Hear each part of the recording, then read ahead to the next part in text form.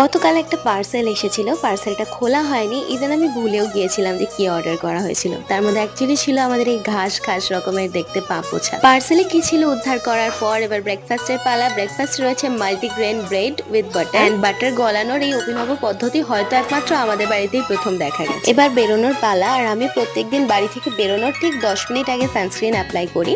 আসো আজকে একটা ছোট্ট করে ডট অ্যান্ড কি সানস্ক্রিনের রিভিউ দিয়ে দিই। যাদের স্কিন সেন্সিটিভ আর ঠিক সানস্ক্রিন মুখে স্যুট করে না তারা এক চান্সে এটা কিনে ফেলে। আজকে একটু কাজল পরেছিলাম, বেরোনোর সময় ঠিক এরকম লাগছিলেন। বাড়ি ফেরার পর আমার মুখের অবস্থা দেখুন, কাজল গলে চোখের নিচে চলে এসছে। কিন্তু প্রচন্ড টায়ার্ড থাকায় ওগুলো রিমুভ করার কথা আমার মাথাতেও ছিল না, ঘুমিয়ে পড়েছিলাম। বিকেলে উঠে একটা অনলাইন ক্লাস নেওয়ার ছিল।